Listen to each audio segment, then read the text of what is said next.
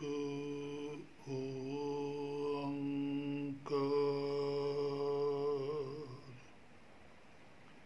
सतगुर प्रसाद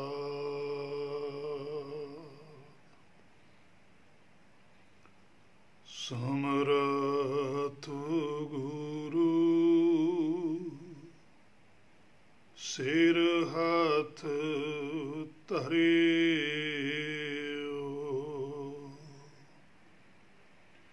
गुर कीनी कृपा हर नाम दियो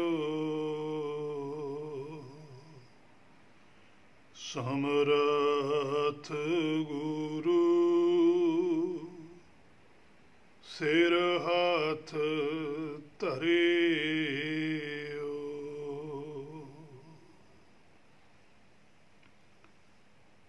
चल रही गुरबाणी शब्द की जो विचार गुर किरपा द्वारा आप सारे सत्संगी रल के कर रहे हैं। एक ओंकार सतनाम करता पुरख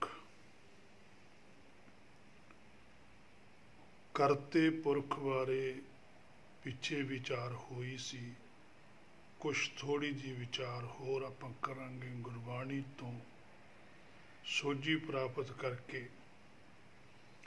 गुरबाणी दे अंदर भैरों राग दे विच तीसरे पातशाह अंग 1154 दे उपर वचन करदे तिनी करतै एक चलत उपाया अनहद बाणी शब्द सुनाया मनमुख भूले गुरमुख बुझाया कारण करता करदा आया गुर का शब्द मेरा अंतर ध्यान हाँ कबू न छोड़ू हर का नाम रहाओ।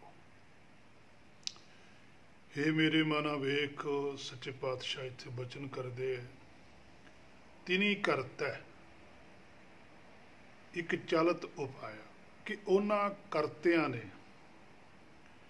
जिहड़ा शब्द तिनी है हुण इत्थे जिहड़ा साडा टीकाकार है वो भी बहुवचन की सेंस विच ही लैंदा है, पर जदों शब्द यही मुदावणी दे विच आउंदा है उत्थे इहनूं तिन दी सेंस विच लैंदे, जबकि वो गुरबाणी की जिहड़ी गुरमत विचारधारा वेद व्याकरण है उहदे मुताबक सही नहीं है। तिनी दा भाव है उन्हां ने वो बहुत जाने ने तां ही करतै शब्द आया कि सुख सागर दे विच जिन्नियां भी जोतां हन वो कल्ली कल्ली जोत है जिहड़ी वो करता है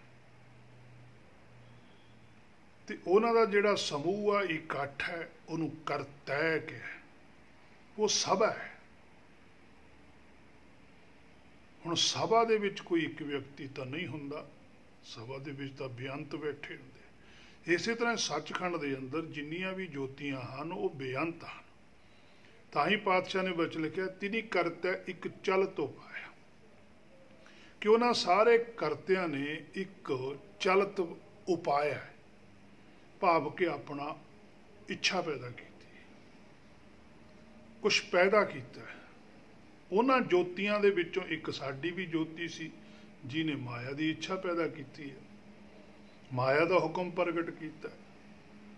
एक वो जोतियां ने जिन्होंने सच की इच्छा पैदा की है प्रगट किया, जिसनों हुक्म कहते। अनहद बाणी शब्द सुनाया, वो अनहद बाणी है जिहड़ी जोतियां सचखंड के अंदर ने, जिहड़े करते सचखंड के अंदर ने, उन्हां दा जिहड़ा हुक्म है वो अनहद है, वो किसी हद दे विच नहीं है, वो अनलिमिटेड है, वो लिमिटेड दे विच नहीं। पर जिहड़ी साडी इच्छा है ये लिमिटेड है, ये हद दे अंदर है। पर जिहड़ी परमेश्वर की इच्छा है वो हद तो रहत है। इसे करके पातशाह ने अनहद बाणी आखी, इनू अनहद बाणी भी आख्या, इनू बाणी गुरु भी आख्या, इसे नूं शब्द गुरु आख्या, इसे नूं धुरकी बाणी आख्या। ਇਸੇ ਨੂੰ ਹੀ ਅਨਹਦ ਨਾਦ ਵੀ ਆਖਿਆ ਕਿ ਜਿਹੜਾ ਹੱਦ ਤੋਂ ਰਹਿਤ ਹੈ। ਸ਼ਬਦ ਸੁਣਾਇਆ, ਉਹ ਸ਼ਬਦ ਉਹਨਾਂ ਨੇ ਸੁਣਾਇਆ, ਉਹ ਹੁਕਮ ਪ੍ਰਗਟ ਕੀਤਾ। ਮਨਮੁਖ ਭੂਲੇ ਗੁਰਮੁਖ ਬੁਝਾਇਆ। ਜਿਹੜੀ ਜੋਤੀ ਆਪਣੇ ਮਨ ਦੇ ਇੱਛਾ ਦੇ ਮਗਰ ਲੱਗ ਗਈ, ਉਹਨੇ ਉਸ ਹੁਕਮ ਨੂੰ ਭੁਲਾ ਦਿੱਤਾ।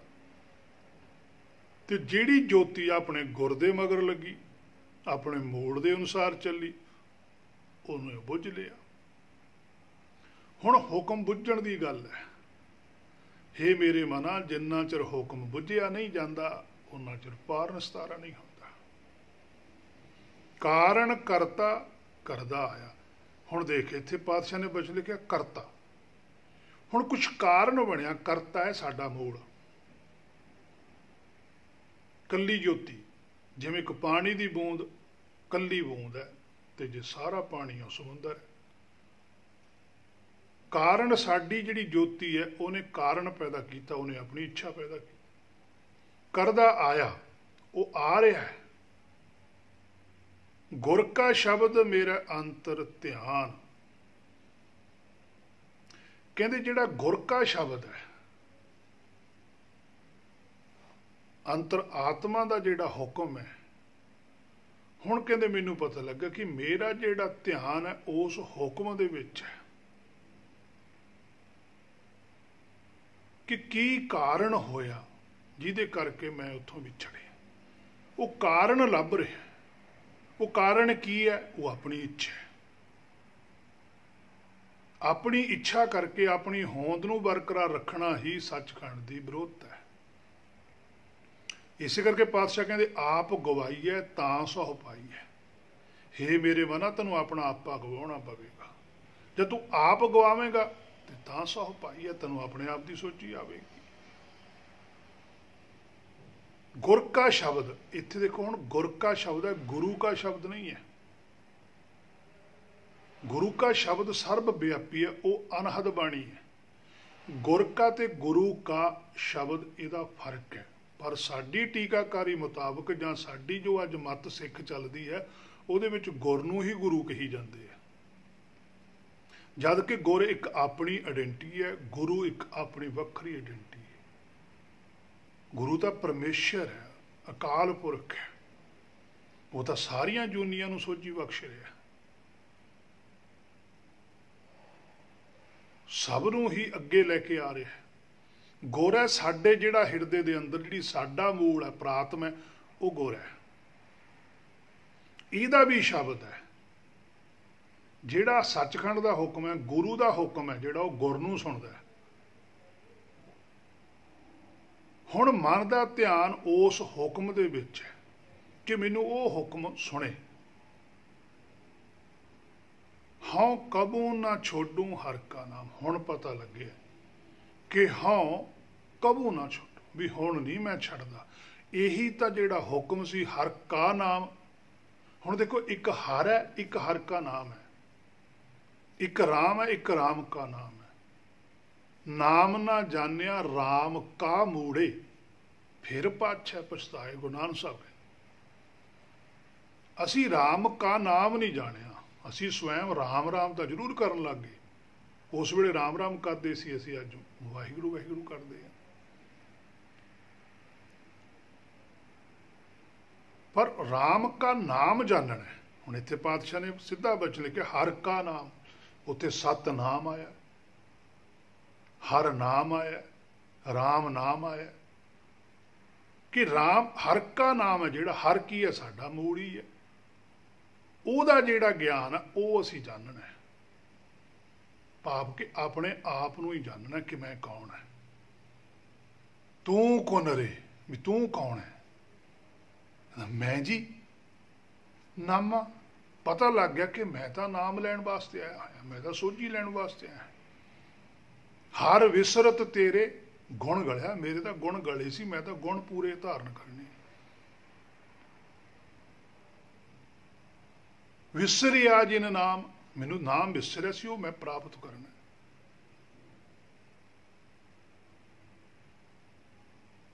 ਹਉ ਕਬੂ ਨਾ ਛੋਡੋ, ਕਹਿੰਦਾ ਹੁਣ ਨਹੀਂ ਮੈਂ ਛੱਡਦਾ। ਹੁਣ ਮੈਨੂੰ ਪਤਾ ਲੱਗ ਗਿਆ कि नाम की है। अपना हुक्म छड़ता, अपनी इच्छा छड़ दी, जिहड़ी हर की इच्छा है, गुर की इच्छा है, गुर का पाना है, गुर का नाम है, वो धारण कर लिया। सो करता शब्द सुख सागर ਲਈ ਵਰਤਿਆ ਗਿਆ है। क्यों ਵਰਤਿਆ ਗਿਆ? क्योंकि इकल्ला कल्ला करता है, सभा विच सारे ही हैं, ताही शब्द है तिनी करते। उन्हां सारियां दी इच्छा नाल ही सृष्टि रची गई है अते चल रही है। सो साडा जिहड़ा करता है वो साडा मूल ही है। हाँ, एक कमी साडे च है कि असी पुरख नहीं हाँ। वो जिन्नियां भी ज्योतियां सचखंड दे विच ने वो पुरख भी ने, भाव कि वो पूरियां ने। पुरख का अर्थ कोई व्यक्ति नहीं हुंदा, पुरख का अर्थ हुंदा जिहड़ा हर एक गल दे विच पूरा होवे, समर्थ होवे। समर्थ गुरु सिर हथ धरियो, उस समर्थ गुरु का ही हुक्म सब की बुद्धि ते चलता है। सारियां ज्योतियां दे उपर उहदा हुक्म चलता है। हाँ, उस हुक्म नूं पछाणन वाली कोई विरली ज्योति होंदी है। जिहड़ा जीव पछाण जांदा है वो भी पूरा हो जाता है। सो साडा करता साडा मूल ही है। हाँ, पर पुरख नहीं, क्योंकि असी पुरख बनना है, असी पूरा ज्ञान लेना है। पूरा प्रभ आराध्य, उत्थे देखो पूरा प्रभ लिखे, एक प्रभ अधूरा भी है। पर जिहड़ा साडा प्रभ है अधूरा है, इहने पूरा होना है। पूरा जा का नाम, फिर इनू पता लगना भी पूरा जदों इन्हें हो जाने, इनू अपने आप की सोझी आ जाए। पुरख भाव पूरा होना है, पूरा होके पूरिया विच समा जाना है। फिर उन्होंने सभा विच जाके इन्हें भी शामिल हो जाना है। जिहे जे वो ने उह जे ये बन जूगा। ये सारे करते ही पुरख हैं, पूरे हैं, ताही तो सब की सलाह भी एक है। उसे नूं ही गुरबाणी दे अंदर हुक्म आख्या जाता है। जिन्नियां ज्योतियां भाव सागर दे विच आईयां, पूरियां होईयां, श्री भगत धरू जी तो लैके प्रहलाद जी तो लैके 10वें पातशाह तक, उस तो बाद दे विच बेअंत गुरमुख जिन्हां ने उस हुक्म नूं बुझे, उस हुक्म के अनुसार चले, जिन्हां दे हिरदे दे अंदर उही हुक्म शब्द गुरु के रूप में प्रगट होया, धुर की बाणी प्रगट हुई है। वो भी सारे करता पुरख ही बने। और करता पुरख बनना पवेगा। एक हो के एक दे विच 8 गुण ने। पहला ज्योति एक हुंदी है, आत्मा प्रात्मा एक हुंदियां ने। एक होने तो बाद उहदे अंदर 8 गुण प्रवेश करते हैं। जिवें पातशाह आसा की वार विच कहंदे, एक होए तां उगवै। पहला एक होना पवेगा, एक होके फिर उगदा है। वो जिहड़ा उगना उहदे विच ओही 8 गुण उगदे है। वो गुण प्रगट हुंदे है। वो की ओंकार सतनाम करता पुरख निरभौ निर्वैर अकाल मूरत अजूनी सैभंग गुरप्रसाद। ये 8 गुण ने सैभंग तक। फिर वो गुर है जिहड़ा उहते प्रसाद है, उहते बख्शिश है। इसे करके उधर जिहदा गुरबाणी जदों किते शुरू भी हुंदी है, उत्थे लिखिया आउंदा शब्द एक ओंकार सत गुर प्रसाद।